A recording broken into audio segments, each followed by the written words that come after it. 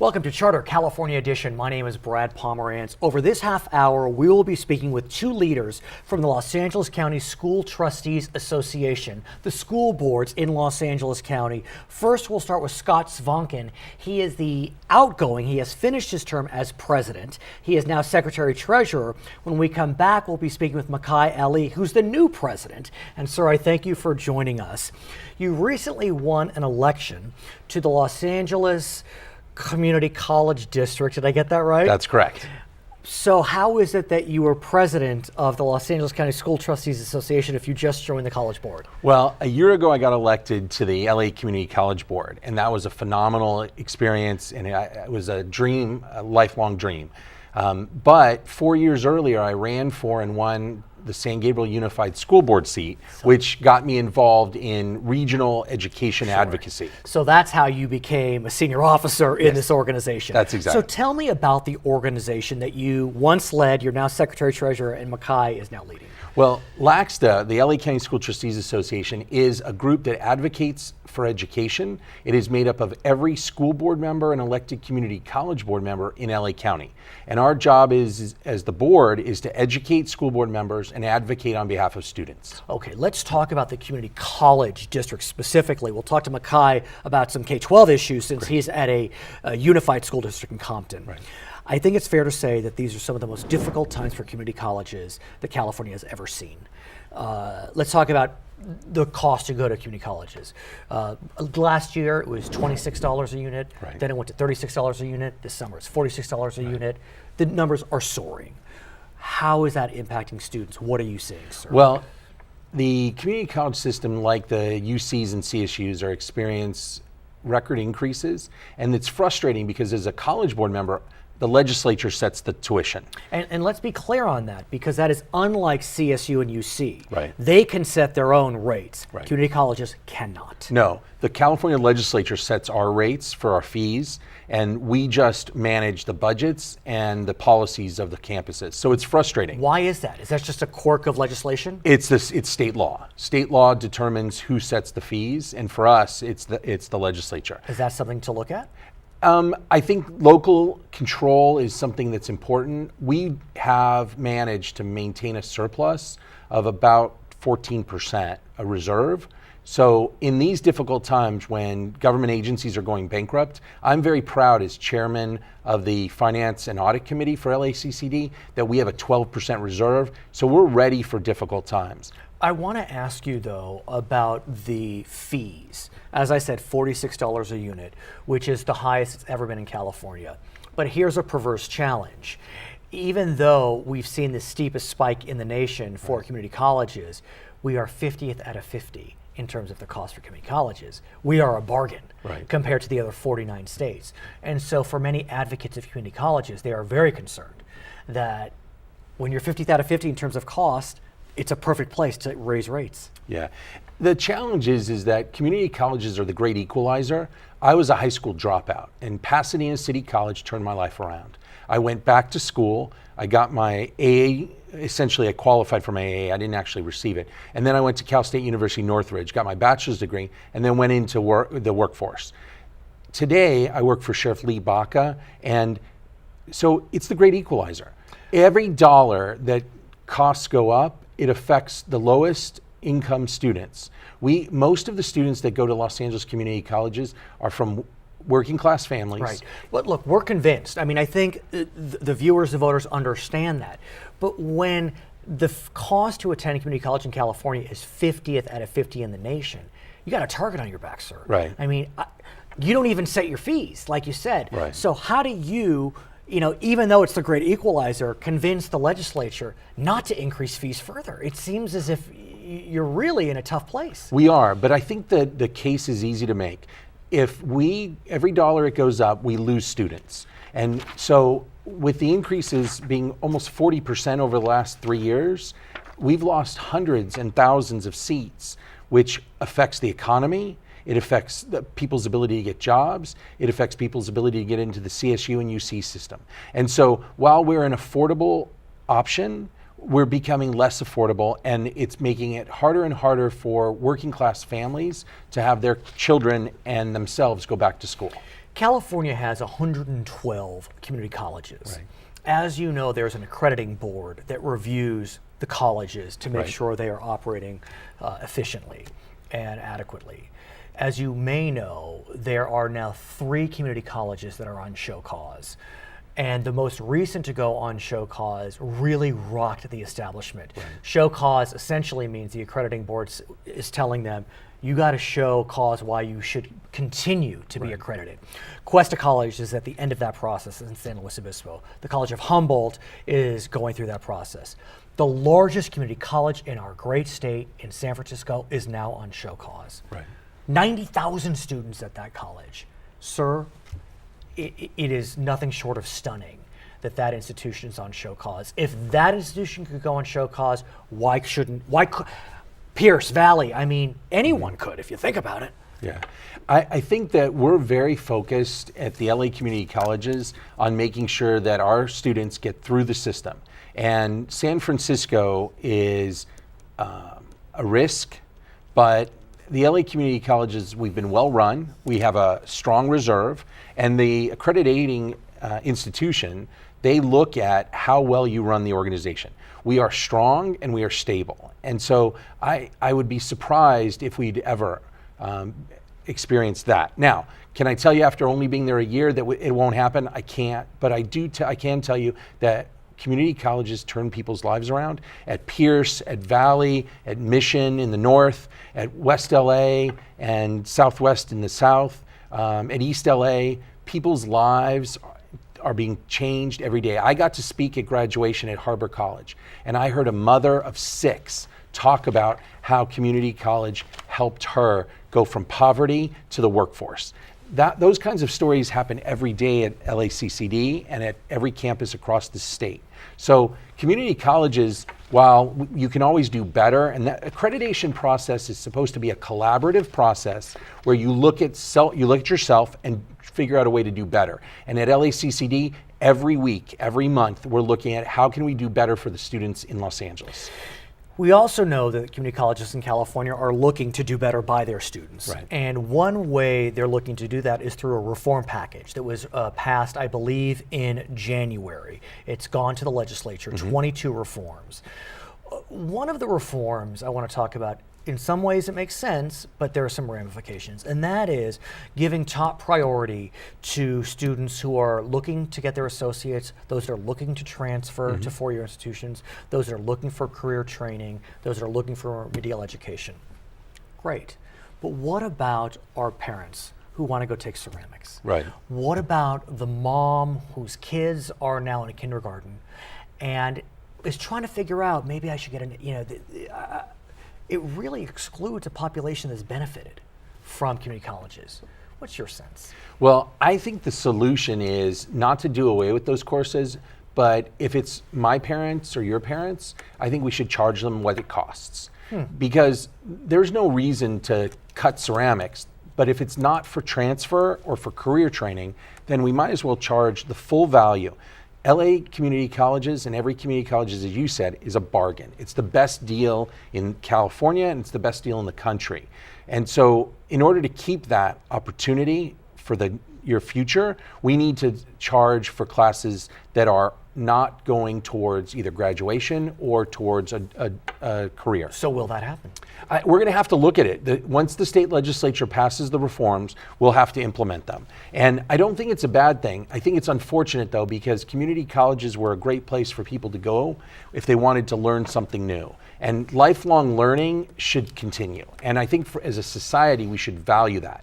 The problem is, in these difficult economic times, it's hard to continue programs if they're not paying for themselves. I want to ask you about what's known as Proposition 30. That is Governor Brown's tax initiative, which would increase sales tax by 1/4 cent for 4 years, increase taxes on the wealthy for 7 years. I understand that the Los Angeles County School Trustees Association has taken a position on this initiative. What is that position? Well, we were one of the first education organizations in the state of California to come out in support of it. And the reason LACSTA, almost in a unanimous vote, came out in support of the governor's initiative is that public education will be decimated and devastated if we don't get that additional revenue. It's interesting. I use this one anecdote to convey to our viewers what could happen, and I'm not taking a position, but as I understand, the CSU system has said that for the fall of 2012, applicants that are applying for 2013, they're waitlisting everyone, everyone, until they know what happens with regard to the November election. Is that a scare tactic? Is that smart business? Well, I think it's a necessity. I think community colleges, the state UC and CSU system will be decimated. We'll have to cancel thousands of courses and make cuts and layoffs and furloughs if the LA community colleges don't receive that funding. So the public has to make a decision. Do they believe in public education? Do they want to support law enforcement and public safety? Or do they want to protect essentially the richest people in California for paying a tiny bit more? I mean, you said it yourself, it's a small increase for something that's so very important to the future of California. So the community colleges will be devastated. The K-12 system, class sizes will rise. We've already seen, when I was on the San Gabriel Unified, class sizes went from 20 to 1 in kindergarten through third grade, all the way up to 34 to 1. My son just graduated kindergarten. Congratulations. And thank you. And thank God he graduated. All right, despite his father. Yeah. He went from when my daughter was in kindergarten just a few years earlier, there were 20 kids. There were 34 children in his class. It's hard to teach kids, especially any kids that are needing extra help or really, really smart when there's 34 kids in a class. As part of the recent budget deal, Governor Brown entered into, I guess, a side deal, I think that's fair to say, where the UC and CSU system agreed to freeze tuition pending the result of the November election. Has a similar deal been put into place with regard to community colleges? I'm not aware of any. Although I guess they set the. I mean, the legislature sets right, sets the budget, but they did give us a breathing period so that we don't have to make further cuts until after we see if the initiative passes. But if this initiative doesn't pass, public education in California will be devastated. So I want to talk to you about that. I've spoken with many legislators, elected officials like yourself, and I always ask them, you're on the street every day. I'm stuck in the studio. You're on the street every day. You're talking to constituents. You're talking to voters. Those voters voted down a cigarette tax. We're not talking about voters in Kentucky or Virginia. Right. It's California voters said no to a statewide cigarette tax. Stunning to many prognosticators, many observers of the political process. What are they saying about Prop 30? Well, I think most people really understand the connection between the future of California and this initiative.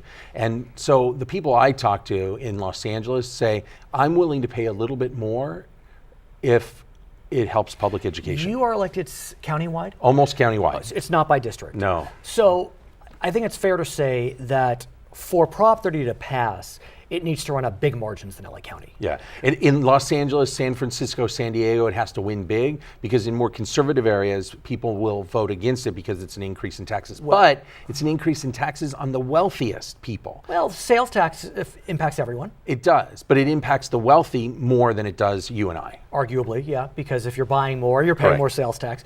So do you see LA County voters running up those margins? I mean, they voted no on the cigarette tax. Right. They voted no in 2009 on a statewide initiative to increase taxes. Yeah, but the tobacco industry spent tens of millions of dollars to fool the voters into believing that it wouldn't help them address the ills of cigarette smoking.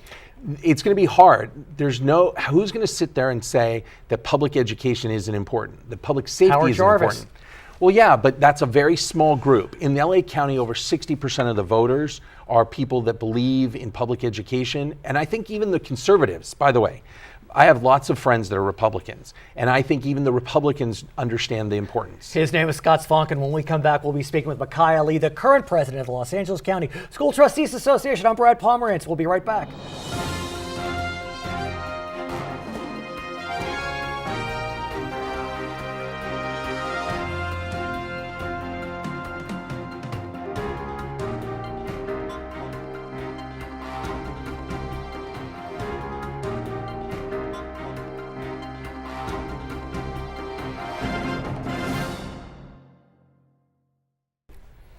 Welcome back to Charter California Edition. I'm Brad Pomerance. We are now joined by Micah Ali. He is the current president of the Los Angeles County School Trustees Association. He joins that position as a result of his membership on the Compton Unified School Board. We thank you so much for joining us. Thank you, thank you. I want to speak with you initially about Compton Unified. Yes. Give me a sense of the district, its makeup, what communities you represent.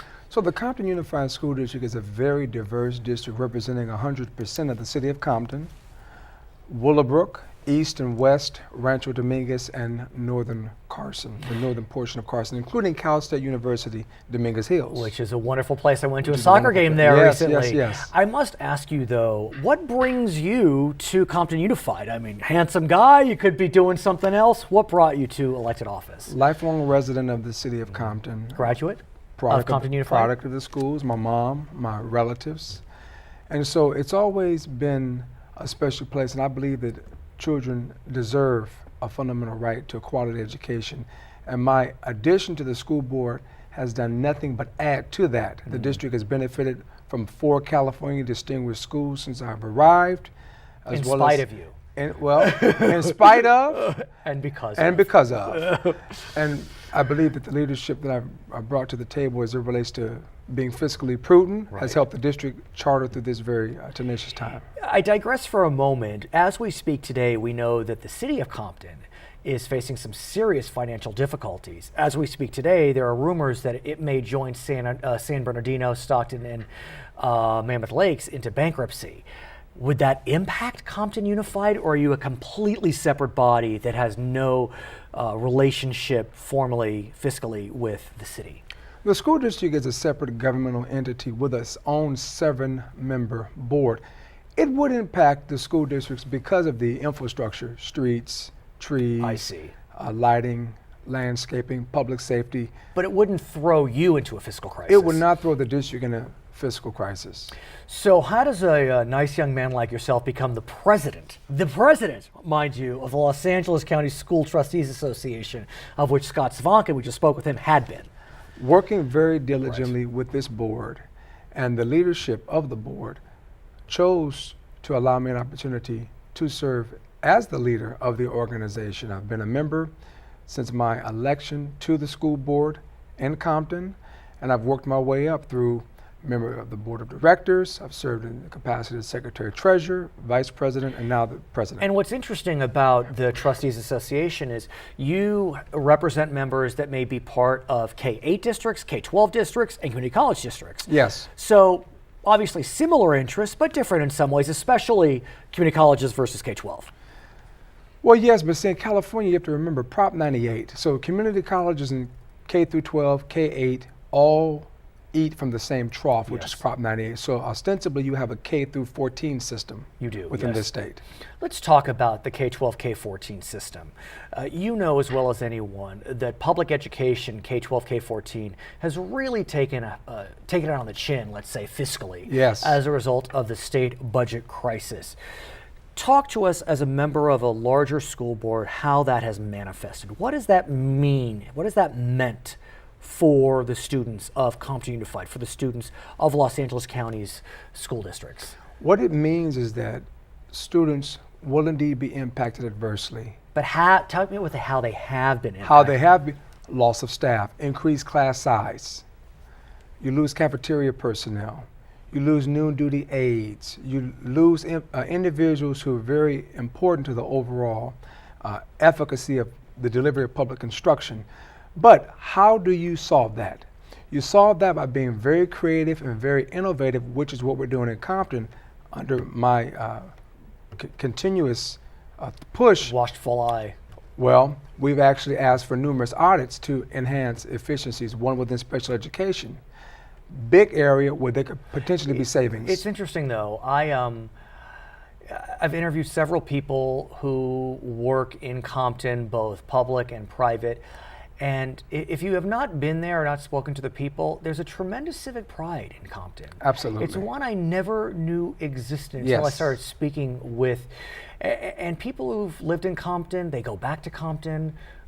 It's actually very touching. Yes, yes. As a matter of fact, my mother's an alumni of class of '71, and there's an alumni association for Compton High, the Compton High Alumni Association. And these folks are all professionals.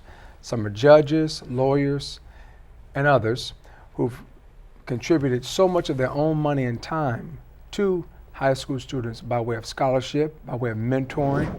So again, there is a great civic pride, and there is a sense of pride within the school district, and I've benefited from that, and I'll continue to perpetuate that. I want to talk to you about what we know as Prop 30. I Yes. spoke with Mr. Svonkin about it as well.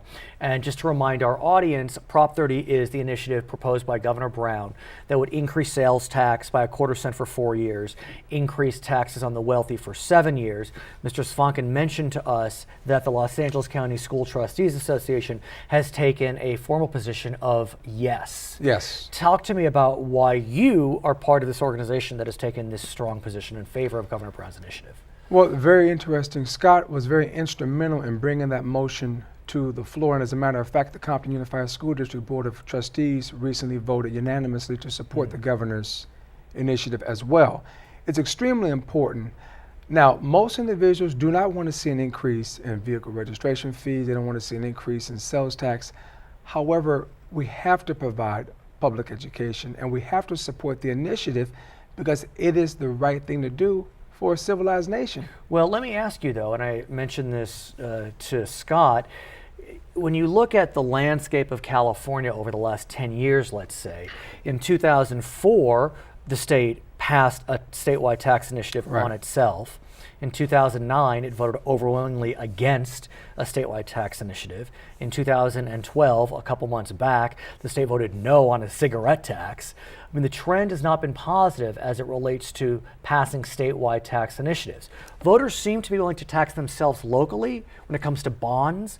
I know in November 2010, 40 of I think 53 passed, but statewide, not a lot of success lately. If in fact the initiative fails, you talk about draconian cuts, you talk about austerity, we're going to have some significant problems. However, the saving grace would possibly be more school districts will consider parcel taxes. More school districts will consider infrastructure bonds, which can help to stimulate the local economy as well as provide increased facilities. I want to kind of try to bring it home. I was speaking with Scott, and I had reminded him, and he knew of this fact, of course, that the Cal State system has said Yes. that they are waitlisting everyone that applies this fall until they know what happens with the initiative. We have heard that if the tax does not pass in November, the school year could be cut. Is it an additional 15 days? Is that right? The school year, the length of the school year. It's been floated. Something around 15 to Or 20 3 days, weeks. Yeah, perhaps. it's actually 3 weeks, so that would be 15 Yes. days. If that happens, what does that mean? I mean, really paint a picture for us. What does that mean? That we're shortchanging students. We're shortchanging students on their future. And I believe that when we talk about not having enough skilled workers, when we talk about our students not availing themselves to opportunities within the trades, which require them to know math and science, we're sending our children away, letting them believe that education is not important. I want to talk as well about what your constituents are saying about Proposition 30, Governor Brown's tax initiative. As I've mentioned before, for this initiative to pass, it will need huge margins in LA County, Yes. in places like Compton. Are Compton voters, in the greatest sense, the entire community that you represent, are they willing to go to the polls and vote yes to tax themselves? I believe they are. As a matter of fact, when Compton passed their bond several years past, it was by an overwhelming margin, well over 80%. And I believe that the residents within the Compton Unified School District understand the significance of public education and will support the governor in that endeavor. The real issue we have to look at is how do we look at Prop 13 as a way to assist us in alleviating some of these problems. Well, I'm not calling for a repeal. I'm not calling Fighting for a repeal. words. How do we look at some form of way in order to augment this crisis so that we can bring some resolution, at least to public education within the state. If you look at Compton Unified, it has a tremendously rich diversity, Yes. large population of African American students, Latino students. The challenge becomes when school districts are looked at statewide, they see a tremendous achievement gap. White students versus students of color. And on the most recent report card, most school districts received C's and D's in terms of the achievement gap. Graduation rates are up slightly, even among students of color. Talk to me about that achievement gap and whether you're seeing it in Compton. And if you are, what are you doing to try to improve upon it? Not only is there an academic achievement gap, but there is indeed a civic engagement achievement gap. And looking at both of those as elements to a successful student, what we've done is we've increased drastically several supportive services that will assist in that regard. Now, when you calculate the graduation rates and looking at that, it's not just as simple as just looking at a number. There are many factors that go into how those particular percentages are calculated. Compton does suffer from not the highest graduation rates. However, we're working diligently to increase that. And so if we sustain cuts like we would sustain if the governor's initiative is not passed, then I'm quite certain districts like Compton will see increased areas of concern as far as graduation rates. Is one of your challenges dropouts? One of our challenges centers around English language development and not having enough resources in that area to be able to assist many students. And that pretty much deals with the pedagogy of linguistics, both for English language learners as well as for English students who enjoy English as their first language. But what's interesting about the question of English language learning and development of English language skills, I think that we have turned the corner on the question of the benefits of bilingualism. I mean, to me, it seems to be a tremendous gift to be able to speak 2-3 languages. You know, when we were in school, or at least when I was in school, non-English speakers were not encouraged to keep their mother tongue. Now, at least I believe, it's of benefit to speak a second language. So what is your school district doing? What can school districts do to make sure that their English skills are where they should be without losing that second language? It's going to be an advantage in our world economy. That's interesting you bring that point, because I've always been a supporter of English immersion or dual immersion. Right, dual immersion, sure. Dual immersion Do you have programs. one in Compton? Yes, Compton benefits from dual immersion. As a matter of fact, I had a very successful program. How it had to be cut because of competing interests as far as finances are concerned. But you're right. Maintaining your native tongue is essential, whether it's Spanish, whether it's French, whether it's Cantonese, or Mandarin. And so within our current English language development master plan, what's extremely important in assisting students is with that catch-up component. Not only maintaining that, but also assisting to make certain that they're able to be caught up. A significant challenge with a lot of English language learners is that most districts don't necessarily harness on those students' true abilities, math and science. Right, when So it's transferable. It's transferable. So what happens is that, they may have deficiency within reading or language arts, however, utilizing their abilities within math and science to harness. So again, these are some things that we're attempting to do within Compton. His name is Micah Ali. He is on the Compton Unified School Board, also the current president of the Los Angeles County School Trustees Association. I thank you. I thank Scott Svonkin for joining us on Charter California Edition. My name is Brad Pomerance. Thank you.